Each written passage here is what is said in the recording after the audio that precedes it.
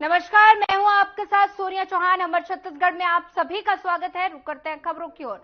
छत्तीसगढ़ के नवनिर्वाचित लोकसभा सदस्यों के सम्मान में छत्तीसगढ़ के मुख्यमंत्री विष्णुदेव साय ने नई दिल्ली स्थित छत्तीसगढ़ सदन में रात्रि भोज का आयोजन किया। इस विशेष अवसर पर मुख्यमंत्री ने सभी नवनिर्वाचित सांसदों का स्वागत किया और उन्हें बधाई दी, जिस दौरान उन्होंने कहा कि सांसदों की भूमिका राज्य के विकास में अहम है, इसलिए सभी को मिलकर छत्तीसगढ़ की प्रगति के लिए कार्य करना है। नई दिल्ली स्थित सदन में हुआ रात्रि भोज। तस्वीरें रायपुर से हैं। नवनिर्वाचित सांसदों के लिए रात्रि भोज आयोजित किया गया और सीएम साय ने किया रात्रि भोज का आयोजन। नई दिल्ली स्थित सदन में हुआ रात्रि भोज आयोजन। देख सकते हैं तस्वीरों में सभी नवनिर्वाचित सांसद यहां मौजूद नजर आ रहे हैं। सीएम साय ने रात्रि भोज का आयोजन किया।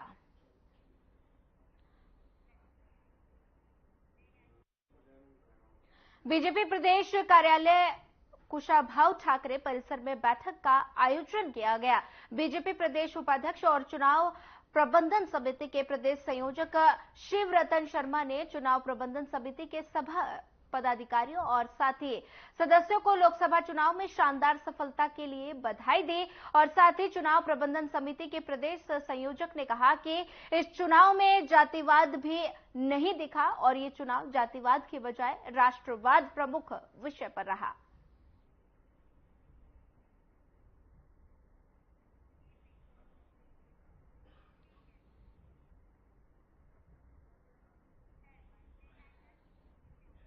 चुनाव परिणाम की घोषणा के बाद कोने स्थित स्ट्रांग रूम में रखे गए वीवीपैट और डिफेक्टिव और साथ ही आरक्षित ईवीएम जिला निर्वाचन कार्यालय स्थित गोडाउन में शिफ्ट किए गए। यहां गोडाउन में रखकर कमरे को सील बंद किया गया। मान्यता प्राप्त राजनीतिक दलों के पदाधिकारियों की मौजूदगी में सीलबंद करने की कार्यवाही पूर्ण की गई और साथ ही एडीएम और उप जिला निर्वाचन अधिकारी शिव कुमार बनर्जी, चुनाव पर्यवेक्षक एचके राय समेत निर्वाचन कार्यालय के कर्मचारी भी इस अवसर पर उपस्थित थे। बिलासपुर की तस्वीरें हैं जहां पर नव निर्वाचन कार्यालय में गोडाउन में शिफ्ट किया गया। पदाधिकारियों की मौजूदगी में कमरा सील बंद किया गया। ईवीएम को भी किया गया शिफ्ट। तस्वीरें बिलासपुर से हैं जहां निर्वाचन कार्यालय के गोडाउन में शिफ्ट किया गया। पदाधिकारियों की मौजूदगी में कमरा सीलबंद किया गया और साथ ही ईवीएम को भी शिफ्ट किया गया।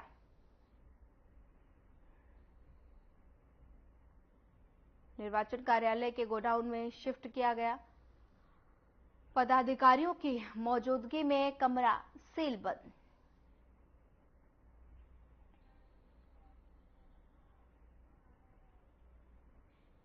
निर्वाचन कार्यालय के गोडाउन में शिफ्ट किया गया। पदाधिकारियों की मौजूदगी में कमरा सीलबंद। तस्वीरें बिलासपुर से हैं। आप देख सकते हैं काफी संख्या में अधिकारी यहां मौजूद नजर आ रहे हैं। ईवीएम को शिफ्ट किया गया। इन सभी अधिकारियों की मौजूदगी में कमरा सीलबंद किया गया।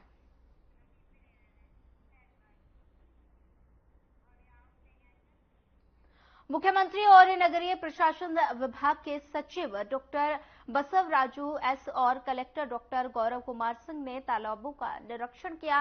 इस अवसर पर नगर निगम आयुक्त अविनाश मिश्रा भी उपस्थित थे। डॉक्टर राजू ने निर्देश किया कि तेलीबांधा तालाब में साफ सफाई रखी जाए। पाथवे में जो टूट फूट हुई है उसकी मरम्मत कराई जाए। तालाबों का निरीक्षण किया गया और साथ ही बता दें कि रायपुर की तस्वीरें हैं जहां पर तालाबों का निरीक्षण किया गया। अधिकारियों ने किया निरीक्षण। देख सकते हैं तस्वीरों में मरम्मत कराने के लिए सभी अधिकारियों को दिशा निर्देश दिए। जो भी टूट फूट है मरम्मत के निर्देश भी दिए गए।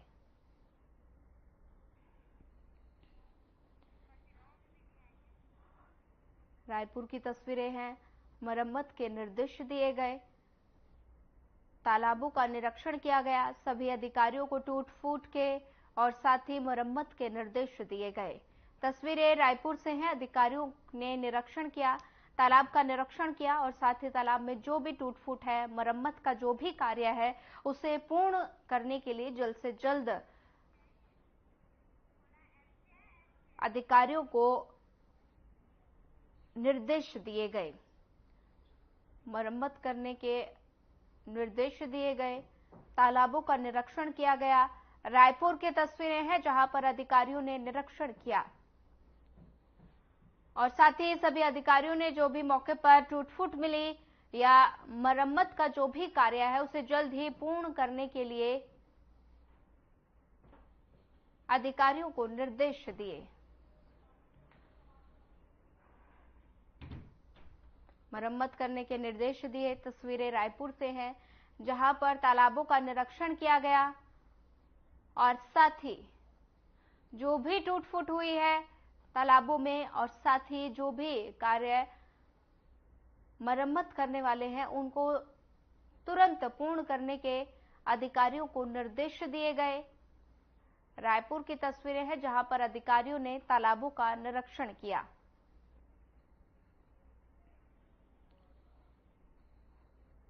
मरम्मत के निर्देश दिए गए। तस्वीरें रायपुर से है।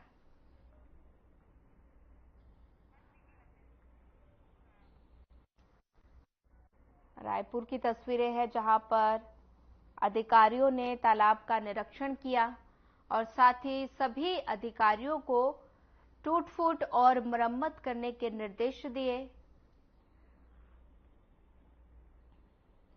देख सकते हैं तस्वीरें रायपुर से हैं जहां पर जिला अधिकारियों ने तालाब का निरीक्षण किया। अगली खबर परसदा से है जहां की एक महिला को महतारी वंदन योजना का लाभ मिला है। साहिन बाई साहू अपने पति और बच्चे के साथ रहती है। वहीं आपको बता दें कि उनके पति पैरालिसिस के कारण काम नहीं कर पाते और उनके बेटे भी बोलने में असमर्थ है। साहिन बाई साहू ने बताया कि उन्हें महतारी वंदन योजना से लाभ मिलता है और साथ ही उन्होंने कहा कि राशि से वो पति का इलाज करवाती है और साथ ही घर का खर्च भी करने में वो मदद मिल जाती है।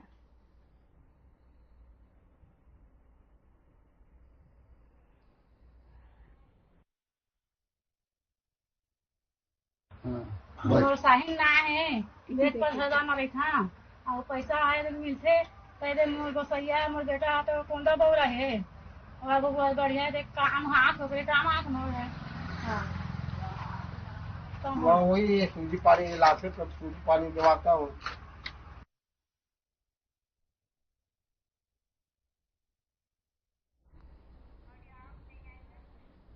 कोंडागांव में साइबर सेल और थाना चौकी को गुम मोबाइल के संबंध में लगातार आवेदन प्राप्त हो रहे थे और जिसे लेकर पुलिस अधीक्षक वाई अक्षय कुमार की तरफ से साइबर सेल की टीम को उनके दैनिक कार्यों के साथ गुम हुए मोबाइल के खोजबीन की विशेष जिम्मेदारी सौंपी गई। वहीं एडिशनल एसपी रुपेश ढांडे और नोडल अधिकारी साइबर सेल सतीश कुमार भार्गव के मार्गदर्शन में साइबर सेल टीम द्वारा लगातार गुम चोरी की पतासाजी में लगे हुए, जिससे 20 दिनों में साइबर सेल की टीम को 230 गुम हुए मोबाइल को रिकवर करने में सफलता मिले, जिसका वर्तमान बाजार मूल्य करीब लगभग 45 लाख रुपए बताया जा रहा है।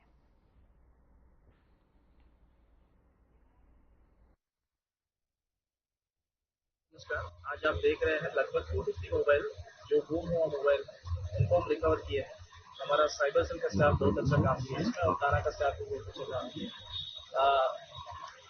लगभग जिस 20-25 दिन में वो लोग पूरा हमारे पूरा 250 मोबाइल्स को रिकवर किए हैं और आज एक वितरण कार्यक्रम में लगे हैं और पब्लिक से भी बहुत अच्छा रिस्पॉन्स आ रहा है। पब्लिक को यही मैसेज देना चाहता हूँ कि लास्ट 6 मंथ बिफोर भी हम एक कार्यक्रम किए हैं, वो मोबाइल का वितरण का कार्यक्रम किए थे। अब 6 मंथ के बाद फिर से कार्यक्रम कर रहे हैं। इससे ये पता चल रहा है कि कहीं ना कहीं पब्लिक मोबाइल को तो लॉस तो हो ही जा रहा है। तो अगर मैं एक मैसेज देना चाह रहा हूँ कि कम से कम जो कीमती चीज़ें हैं लाइक मोबाइल है उसको प्रोटेक्ट करते रखें और नेक्स्ट टाइम ये जो गलती अभी एक बार कमिट हुआ है, नेक्स्ट टाइम कमिट ना करेंगे तो बेटर।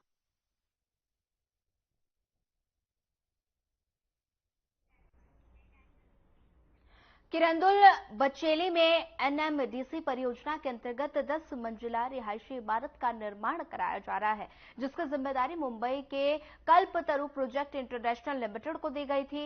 लेकिन इस प्रोजेक्ट में रेत की खरीद फरोख्त के मामले में बड़ी धांधली होने की संभावना जताई जा रही है और इसी को लेकर कंपनी को 3 दिन का नोटिस भी थमाया गया है। आखिर क्या है पूरा मामला, इस रिपोर्ट से समझिए।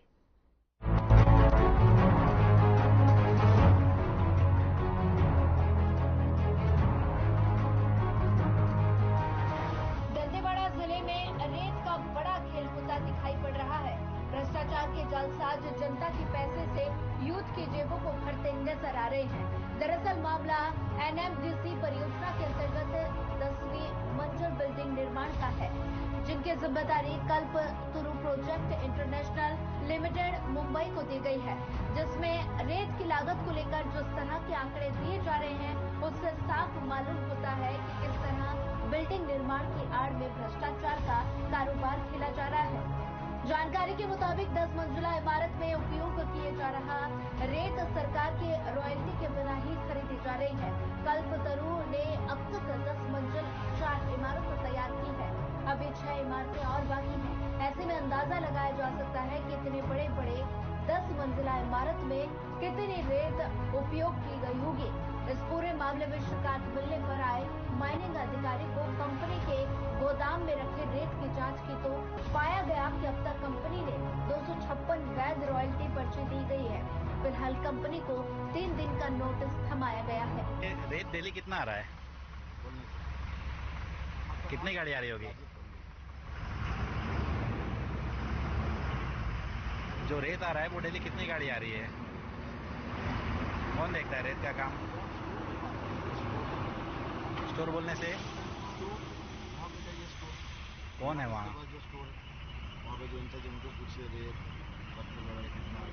जैसा कि आप देख सकते हैं, हम खड़े इस वक्त कल्पतरु कंपनी के पास और हमें जो जानकारी मिली थी कि इन्होंने जो 10 मंजिला इमारत बनाया है, उसमें जो रेत लाया है, उस रेत का फिट पास, जिसको रॉयल्टी इनकम भी बोलते हैं, उस रॉयल्टी इनकम कहीं पे भी इनका साबित नहीं हो पा रहा है, दिखा नहीं पा रहे हैं। आज हम जब वहाँ पे गए थे, इनके रेत जहाँ पे डंप करते हैं, और वहाँ पे जब हमने इनके जो गार्ड है, जो ट्रकों को अंदर लेता है, उनसे जब हमने जानकारी मांगी तो उसने बताया कि 4 गाड़ी आज आई। वहीं पर काटा जो करते हैं उस गाड़ियों का, उनसे हमने जब जानकारी मांगा तो उसने बताया कि 5 गाड़ी आई। लेकिन इन 4 और 5 गाड़ियों में एक गाड़ी का फर्क, और दूसरा जो मामला था वो कि उस गाड़ी में जो फिट पास आना चाहिए वो फिट पास उनके पास नहीं था। और हमारी जो जानकारी है उसमें जब रेत कहीं से भी निकलता है, किसी भी रेत के खदान से गाड़ी रेत लेके निकलती है और वो गंतव्य तक पहुंचती है, तो उस बीच में कहीं पर भी फॉरेस्ट नाका पड़ता है, तो उस जगह से वो सील साइन होके ही गाड़ी आगे बढ़ती है। तो दंतेवाड़ा से रेत लेके आती है ये गाड़ी, किरंदुल पहुंचती है। इस जगह पे 2 फॉरेस्ट के नाके पड़ते हैं, एक दंतेवाड़ा पार करने के बाद, दूसरा भानसी में। तो इनके पास में वो फिट पास वाला पेपर नहीं है, और ये जो गाड़ियाँ रेत लेकर आ रही है, इसको हम सीधे तौर पे बोला जा रहा है कि सरकार के जेब में डाका डाला जा रहा है। अब इस 10 मंजिला जो इमारत है उसको बनाने में आज लगभग 4 टावर बन चुके हैं। 10 मंजिल के 4 टावर बन चुके हैं और काम पूरे जोर शोर पे चालू है। अब इस 10 मंजिलों को इमारत को बनाने में कितना रेत लगा होगा, और उस इमारत जो रेत है उसमें इन्होंने गवर्नमेंट के जेब में कितना बड़ा डाका डाला है, अब ये देख पाना सबसे बड़ी बात है। अब इस पर जब सरकारी जांच होगी या जांच के दायरे में आएंगे तो ये पता चल पाएगा कि इसमें इन्होंने कितने बड़े जेब, मतलब इस तरीके से चोरी करके डाका डाला है। किशोर कुमार रामटेके, अरखाबाद, नशा। यहाँ पे हमारे पास जो जानकारी है, हम लोग अभी जो गए थे आपके ब्लीचिंग प्लांट में, तो रेत आ रही है आज 5 रेत आई है। उसकी रॉयल्टी का जो एक होता है, जिसको फिट पास बोलते हैं, वो आप लोग पास कितना आ रही है, कैसा आ रहा है? वहाँ पर रॉयल्टी आती है, लेकिन अभी हम वहाँ गए थे तो उन्होंने आप उसका फिट पास नहीं दिखा पाया। तो बोलते हैं कि नहीं, फिट पास आता ही नहीं हमारे पास में। नहीं, ऐसा नहीं है, रॉयल्टी आता है। आज जो 5 गाड़ी आई है उसका फिट पास नहीं है। नहीं, हमारी 5 गाड़ी का तो आज 5 गाड़ी है, उसका फिट पास नहीं है। तब ये कहाँ है अपना? और आगे जो गाड़ियाँ आई हैं उनके भी फिट पास, जब उसको काटा करते हैं तो वो फिट पास से जरिए आपको पता चलता है कि उसमें कितना टन माल है? मैं तो क्यूबिक मीटर के हिसाब से रहता है उनका हाँ। पर्ची पे। बाद में मैं अपना काटा करके उनके पास कौन सी पर्ची आती है? उनका जो काटा शीट में ट्रिप शीट एक जैसा होता है। वो आप हमको थोड़ा दिखाएंगे और उसके बाद में जैसे आप वो रेत आई तो आप सिर्फ यहाँ काटा कर लेते हैं, उनका कुछ मतलब गवर्नमेंट की तरफ का कुछ शो नहीं रहता उसमें? वो रॉयल्टी मंथ एंड में देते हैं। मंथ में देते हैं? मंथ एंड में। मंथ एंड में किसको देते हैं लोग? वो ऑफिस में तो ऑफिस में देते हैं? Main office. लेकिन वैसा नहीं होता है। मेरी जो जानकारी है, मेरी जानकारी में है कि जब तक वो रॉयल्टी का पर्ची दंतेवाड़ा पार करेगा तो पहले दंतेवाड़ा जो फॉरेस्ट ऑफिस बैठा हुआ है वहाँ पे जब तक उसकी सील नहीं लगेगी तब तक वो गाड़ी आगे बढ़ नहीं सकती। जी उसके बारे में उतना मेरा जानकारी मेरी जानकारी में है कि कोई भी फॉरेस्ट, जैसे ये खनिज विभाग है, खनिज से जुड़ा हुआ है, तो खनिज से जुड़ा हुआ मामला होता है कि जब तक फॉरेस्ट विभाग उसको सील लगा के नहीं देगी, दंतेवाड़ा में भी साथ बैठा हुआ है खनिज विभाग का और इसका फॉरेस्ट वाला नाका है, वहाँ से वो सील लगा के देने के बाद ही रॉयल्टी स्लिप में सील लगाने के देने के बाद ही वो रेत आप तक पहुँची। लेकिन यहाँ पे जो आपके पास आ रही है वो रॉयल्टी की स्लिप के बिना आ रही है, तो मंथली इनका हो नहीं सकता। आप शो कैसे करेंगे उसमें कितना टन माल है, कितना माल है? जी इसके बारे में तो मुझे इतना जानकारी नहीं, मैं नया काम कर रहा हूँ इसके। हाँ, आप सिर्फ यहाँ पे गाड़ी आती है उसको खाली करवा लेते हैं, खाली करना हो जाएगा था। आप हमको एक बार वो वाला पर्ची दिखाएंगे जो आपके पास में आती है रेत वो की? ऑफिस भेज दिया। ऑफिस भेज दिए? कब भेज दिए? सुबह भेज दिए, ठीक। उसमें कुछ क्या लिखा रहता है उसमें? उसमें गाड़ी नंबर, हाँ। उनका क्यूबिक मीटर। उसमें कोई सील लगा रहता है? गवर्नमेंट का कोई सील रहता है? कोई सील नहीं रहती। सातधार का जो दंतेवाड़ा के बाद सातधार है, सातधार में जहाँ फॉरेस्ट की ऑफिस है वहाँ पर एक नाका लगा हुआ है और उस नाके पे बिना सील साइन के, एक भांसी में भी है, उस भांसी के भी नाका को पार करने के लिए वहाँ पे पहले उसमें पेपर में सील किया जाता है फॉरेस्ट के द्वारा, गवर्नमेंट के द्वारा जो बैठते हैं वहाँ, उसके बाद ही वो रेती आगे बढ़ पाती है। लेकिन आप जैसे बता रहे हैं कि वो बिना सील साइन के किसी पेपर का आता है, तो मतलब ये तो पूरी तरह से कुछ भी पेपर को उठा के लाखों दे रहे हैं क्योंकि वो गवर्नमेंट से हुआ ही नहीं पास। मतलब आपके पास ये क्लियर है, आपके पास ये क्लियर है कि जो भी पेपर आ रहा है उसमें किसी प्रकार का कोई सील नहीं रहता, कोई शाइन नहीं रहता, सिर्फ एक पेपर ला के दिखाते हैं और उसके बाद अभी जैसे गिट्टी, आपको अभी एक हमको गिट्टी का पेपर दिखा है, उसमें 4-5 जगह सील लगे हुए हैं, देखा आपने? तो वैसे ही रेत में भी लगता है, वैसा कोई पेपर नहीं आता ना, मंथ एंड में आता है। मंथ एंड में नहीं आ सकता वो चीज़, वो डायरेक्ट यहाँ पे आता है।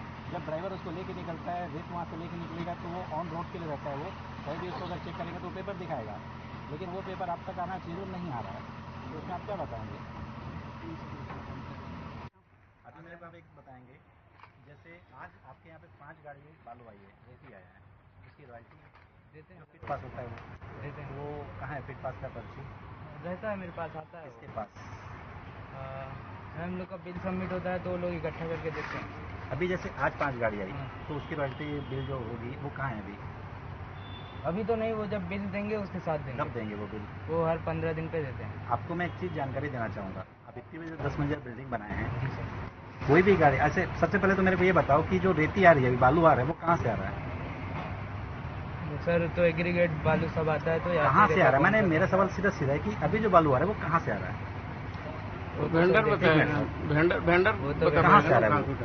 वेंडर से पूछना पड़ेगा। आपको जानकारी होगी ना, आप परचेस कर रहे हो, तो आपको ये मालूम होगा कि दंतेवाड़ा से आ रहा है, सुकमा से आ रहा है, बीजापुर से आ रहा है, जगदलपुर से आ रहा है, रायपुर से आ रहा है, इतना तो जानकारी होगा आपको। वो तो सर वेंडर बताता है। कहाँ से आ रहा है परचेज किया? वेंडर कहाँ का है? वेंडर तो सर दंतेवाड़ा, जगदलपुर ऐसा है। तो रेत जगदलपुर से आ रहा है, हम समझ सकते हैं। अगर आपका वेंडर, एक मिनट सर, अब वो वेंडर ही बता सकता है, तो बोल रहा है तो वेंडर मैं मान सकता हूँ कि जगदलपुर का है। आपने बताया जैसे भी कि वेंडर जगदलपुर का है, तो रेत भी जगदलपुर से आ रहा होगा। जी सर। आपको मैं एक चीज बताना चाहूंगा, जगदलपुर से किरंदुल पहुंचने में कम से कम 6 से 7 जगह फॉरेस्ट का चेक पोस्ट होता है, और जब तक उस फॉरेस्ट चेक पोस्ट में वो रॉयल्टी स्लिप नहीं दिखाई जाएगी, ट्रक आगे नहीं बढ़ सकता, चक्का नहीं हिल सकता उसका। ये जानकारी आपको? जी सर, लेकिन वो तो वेंडर देता है, वो कैसे देता है? वो वेंडर देता है, वो ठीक है, लेकिन आप तक जब आइए तो वो ट्रक उस फॉरेस्ट नाका को 1 इंच पार नहीं कर सकती। आपको जानकारी है? तो मतलब इसका मतलब कि जो रेत आ रहा है वो बिना फिट पास के आ रही है। नहीं सर, हमारे पास तो बिल आ रहा, बोल रहा 15 दिन के बाद 15 दिन के बाद वो बिल आ ही नहीं सकती, क्योंकि सीधा सीधा है, गवर्नमेंट का सिस्टम है कि जब तक ड्राइवर के पास में फिट पास नहीं होगा गाड़ी वो लेके आगे नहीं बढ़ सकता। आपकी गाड़ी फाइन हो जाएगी, सीधा जेल में जाएगी, कोर्ट में जाएगी। ये सिस्टम अपना गाड़ी नहीं है, वो वेंडर का गाड़ी अपना आपको सर फिर 15 दिन में जो गलत बिल फहमी लगता है अपना ना, गाड़ी नहीं है ये। जितनी रॉयल्टी लग के आती है, अगर रॉयल्टी कम पड़ती है तो वेंडर रॉयल्टी देता है।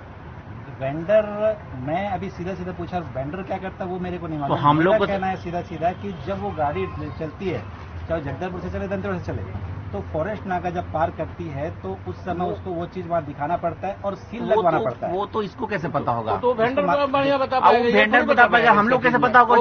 हमारा काम है जब तक हमारे अंदर कैंप के अंदर घुस जाएगा तो हमारी ड्यूटी है। वो कैसे ला रहा है? अभी आपके कैंप से ला रहा है, आपके पास आज जो 5 गाड़ी हम लोग सप्लाई लेते हैं, उसका पूछ रहा हूँ। वही तो मैं बता रहा हूँ ना, वो आने के बाद जब हम लोग 15 दिन में जो बिल लगाता है, वही मैं भी बोल रहा हूँ कि आज आपके पास जो गाड़ी चाहिए मैं उसका पूछ रहा हूँ। इसे साफ साफ समझ में आ रहा है कि आप, अरे नहीं सर, वो नहीं है। 5 दिन के अंदर का जब वो बिल जब लगाता है ना, तो हम लोग बिना रॉयल्टी लिए उसका बिल ही पास नहीं करते हैं। वो सबका कैसे नहीं होता? वेंडर से बताइएगा कैसे वो आ रहा, वेंडर बता पाएगा, ये नहीं बता पाएगा। वो तो अभी आप हमको पुराना वाला कोई भी बिल कर सकते हैं। बिल वेंडर का बिल है ना। ये आज जो 5 गाड़ियां है आपके पास में, इसका कब आएगा पास आपके पास? जब वो बिल दे देगा तब आ जाएगा मेरे पास। जब वो बिल देगा तब आएगा, एक हफ्ता 10 दिन बाद आएगा। आप इतना समझिए सर, वो जब बिल लगाता है ना, जितनी भी रॉयल्टी कम होती है ना, उसकी जब तक पूरी रॉयल्टी हमारे पास नहीं आती है तब तक हम उसका बिल पास नहीं करते। ये सबसे क्लियर है। तो ये आप लोग जैसा बता रहे हैं, मेरे को जितनी जानकारी है, इस जानकारी में साफ साफ है कि मैं भी गाड़ी चलाया, अच्छी जानकारी। जब भी रेत लेके या गिट्टी लेके या खनिज का कोई भी सामान है, जैसे यहाँ से गिट्टी जा रही है अभी, तो भांसी पहले फॉरेस्ट नाका पड़ता है। आप लोग को हम लोग को नहीं, हमें लोग नहीं, तो मैं जानकारी दे रहा हूँ। भांसी पहला थाना जो फॉरेस्ट नाका पड़ता है, पहले वहाँ से सील साइन होगा, उसके बाद वो गाड़ी आगे बढ़ती है। वैसे ही आने में भी, चाहे वो रेत ले या गिट्टी लाए, जब तक वहाँ से सील साइन नहीं होगा गाड़ी इधर नहीं आ सकती। तो आप लोग को जो गाड़ी आ रही है वो वेंडर कैसे भेज रहा है, कैसे ला रहा है, उससे हमें कोई क्या लेना देना। हमें रॉयल्टी चाहिए। अगर हम जो माल खरीद रहे हैं तो हमें सरकारी रॉयल्टी चाहिए। और रॉयल्टी थोड़ी भी कम होती है तो हम उसका बिल पास नहीं करते हैं। हमें फुल रॉयल्टी चाहिए तब हम उसका बिल पास करते हैं। आप कितना पास करते हैं? हाँ, ये क्लियर है। तो अभी जो गाड़ियाँ आज की डेट में जो 5 गाड़ियाँ, 5 गाड़ियाँ आज आपके गोडाउन में जहाँ पे वो जगह है जहाँ उसको हम लोगों ने अभी पैसा नहीं दे दिया ना। आप लोग नहीं दिए, लेकिन आपकी गाड़ी उस जगह पे माल आ गया। माल आ गया, माल आया तो आप उसका रॉयल्टी अभी आपके पास नहीं पहुंचा, बिल नहीं पहुंचा, ठीक, मान लिया नहीं पहुंचा ना। ठीक, मैंने देखा नहीं है कि नहीं, मैं दूसरे कैंप में है, यहाँ तक नहीं आया है, मेरे को अभी नहीं पता। ये कल हमारे पास आएगा, कल आएगा मेरे पास, वहाँ से कल आएगा। हम देखेंगे, उसके बाद हम वेंडर से बात करेंगे कि रॉयल्टी आपने क्यों नहीं दिया, तो वो जो रिप्लाई करेगा कि हम बिल के टाइम सबमिट करेंगे, बस क्लियर। चलिए, बहुत अच्छी बात है, आपने बहुत अच्छा जानकारी दी मेरे को। मैं आपसे अब एक जानकारी दे रहा हूँ। अभी हम जब आपके वहाँ पे गए थे तो आपके जो काटा में बैठते हैं उन्होंने अभी बताया कि हम बिल को ऑफिस भिजवा दिया है। क्या आपको मैं जानकारी ले सकता हूँ कि इस ऑफिस से कोई दूसरा भी ऑफिस है? नहीं, एक ही ऑफिस है।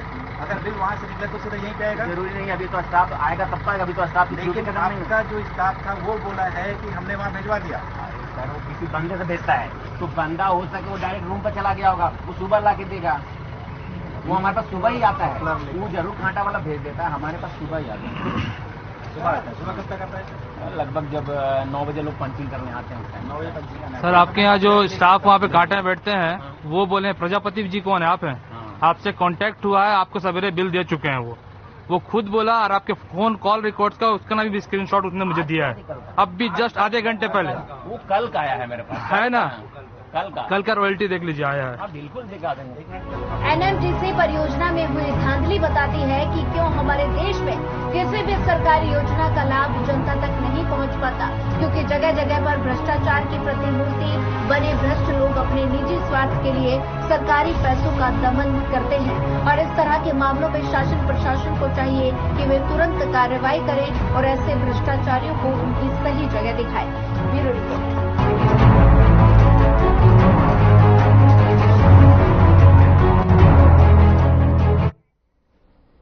फिलहाल इस बुलेटिन में इतना ही। ज्यादा खबरों के लिए बने रहिए हमारे साथ। नमस्कार।